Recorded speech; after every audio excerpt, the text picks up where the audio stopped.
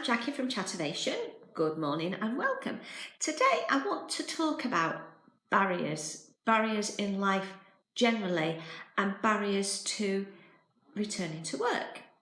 I think it's perhaps particularly pertinent at this moment in time when it's 2020, it's September 2020, and there's been a lot of changes due to COVID-19, and the press are reporting that there's a lot of people that are actually struggling with the concept, the idea of getting back to work.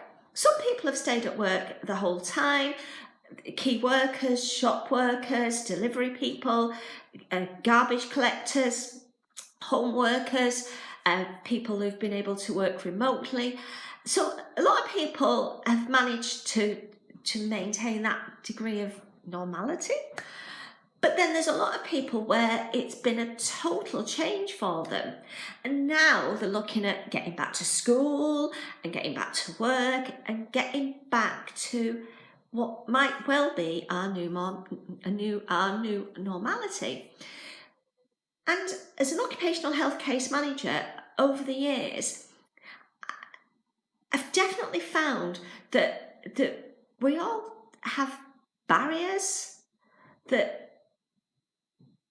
stop us moving forward sometimes.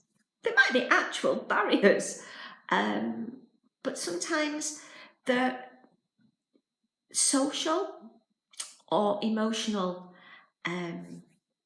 limitations, but we might not always be aware of them or able to identify what they are. They're just more of a niggle. Things like, over the time I've been off, now I'm going to be talking about whether this is off sick or whether that a physical or a mental health issue, whether that's off sick or off and trying to get back after COVID-19. So it might be that you've got some alterations in your life since you've been off. You've found that you're able to manage the children better, or you're able to manage home responsibilities and commitments better, or you're caring responsibilities for a family member, a parent. You've been able to juggle these perhaps a little bit better than you do when you're at work. It might be that you're quite simply terrified because things have changed. What if I don't know how to get to the bathroom? What if I've forgotten my passwords? What if I don't know how to turn the computer on? What if somebody's taken my spot? Now, we used to desk hop and have consultations that we'd have to manage within our desk hopping, and you'd need a private place to run that consultation. And if you didn't have consultations that day, then you wouldn't need to use a consultation room. But it was very much everybody rushing around to try and get their favourite room or the best room for their needs.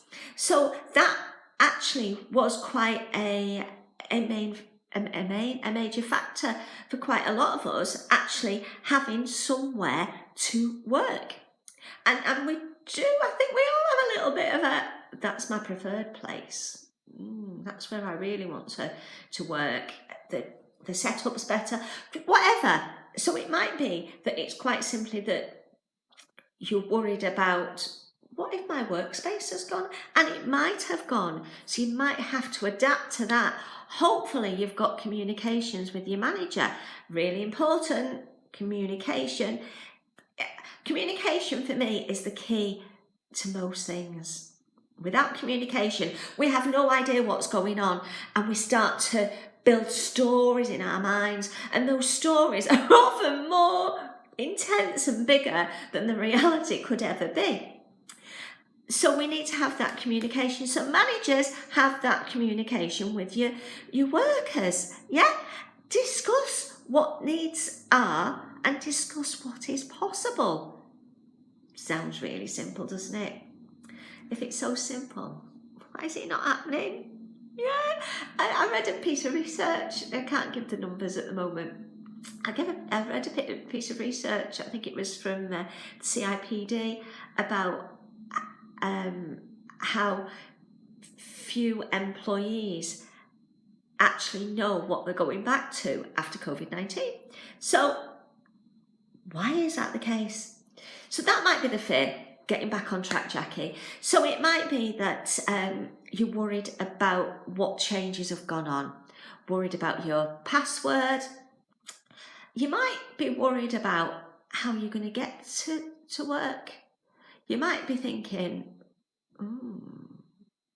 can I get on that bus? Can I get in my car? I would always suggest doing a trial run of that journey, because it might actually be that you can only get so far and you start to get those horrendous butterflies in your stomach, you start to feel sick and you can't get further. So if you test drive your journey to work, and maybe even go into the office or go into your workplace, wherever that is, to try it out, get as far as you can, give yourself plenty of time. And maybe if you don't succeed at getting past that roundabout the first time, next time you might get further. Next time you might get through the front door. But don't put too much pressure on yourself. Don't know why we always put so much pressure on ourselves. So just incremental things. And if this is like, oh, for pity's sake, Jackie, why are you making such a big deal out of this? Of course I can get to work. Give it a go. Check it out. And if you can get through that door and you can get in to speak to your manager, Brucey bonus, fantastic. Yeah, these are all baby steps that actually get you to go from being crawling to actually walking on your own. I don't know if that was a good or bad analogy. So try it and see. And if you don't manage it, don't beat yourself up, because that doesn't get you anywhere either. Just work on it incrementally. Maybe if you're getting some counselling or therapy, they're the things that you might be able to work on. There's a lot of online support as well, a lot of employee assistant programs. Lots of businesses now do have counselling as part of their business plan. So it's worth maybe asking your HR department if there is something, or having a look at your work intranet or whatever they're called. So try that journey into work. You know, even if it's just, you know, taking a cheap packet of biscuits in, or just saying, hi, I'm here. It's a really good thing to do. And other barriers might be that you need to go to the bathroom more frequently than you used to, and you're worried about people judging you and you're feeling conspicuous. There are loads and loads and loads of barriers that people actually have and people build that can stop you moving forward, stop you moving back to work. So maybe do some exploration of what your barriers are or might be, and work on breaking those barriers down. I hope this has been helpful. This is Jackie Chatterton from Chattervation. It's chattervation.com. These videos are on YouTube and my Chattervation channel. Please like, upside down, like, share, subscribe. If you subscribe, you watch what you want. You don't watch what you don't want to watch. Comment, tell others about me. Tell your boss about me. I do return to work, at work, and wellbeing workshops. I'm an occupational health nurse by trade. Case manager is what I've done for years, and I'm translating the case management consultations one-to-one into workshops so that I can hopefully help people to feel more empowered. Lots of people hate that word, empowered, but I think we need to feel more in control of our lives. And I want to try and help people to feel more in control of their lives. We look at risk assessments, we look at reasonable adjustments and the Equality Act, and I do this with the employees.